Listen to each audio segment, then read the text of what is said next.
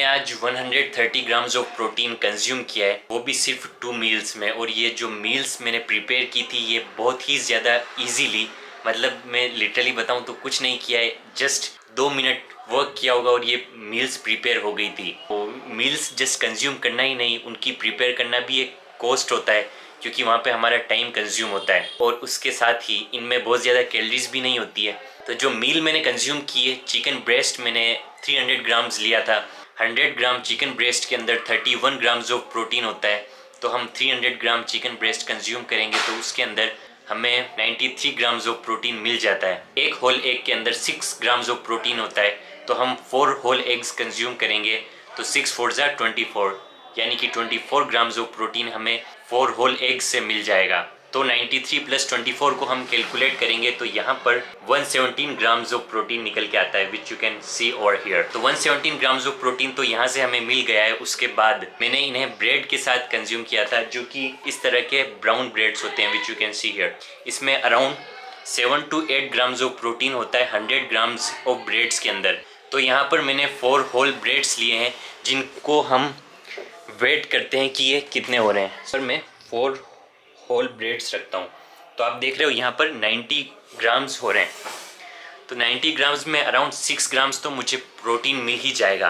117 में अगर मैं 6 को और प्लस कर दूँ तो 123 ग्राम्स ऑफ प्रोटीन हो गया है। अब इसे छोड़ के अगर आप रोटी के साथ इसे कंज्यूम करते हैं तो रोटी में भी 10 ग्राम के आसपास प्रोटीन होता ही होगा, या फिर 8 ग्राम के आसपास होता होगा, तो वो आप कैलकुलेट कर लेना। बट आपको मिनिमम, अगर हम चिकन ब्रेस्ट और होल एग्स की बात करें तो 117 ग्राम्स ऑफ प्रोटीन तो मिल ही रहा है।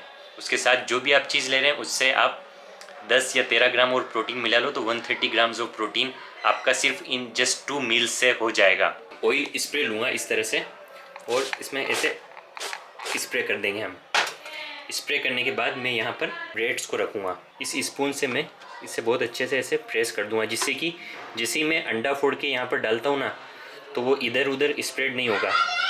मैं एक अंडा फोड़ करके आपको दिखा देता हूँ ताकि आपको बिलीव हो जाएगा। आपने वैसे रेसिपीज़ वगैरह देखी तो होंगी ऑनलाइन। इस तरह से हम ये करेंगे और यहाँ पर मैंने अंडा फोड़ के डाल दिया। वो थोड़ा सा गिर गया, it's fine, it's not a big deal. एक और ट्राई करते हैं। मैंने क्या, एक हाथ में कैमरा पकड़ा हुआ है ना, तो इसलिए ये थोड़ा सा कॉम्प्लिकेटेड हो रहा है, लेकिन इस तरह से हम करेंगे तो ये बहुत कन्वीनियंटली हो जाता है। 8 से 10 मिनट का टाइम लगेगा और बन के रेडी हो जाएगा। अभी जस्ट ये एयर फ्रायर में कुक हो चुके हैं, तो मैं आपको दिखा देता हूँ ये किस तरह से दिखते हैं। You can have a look.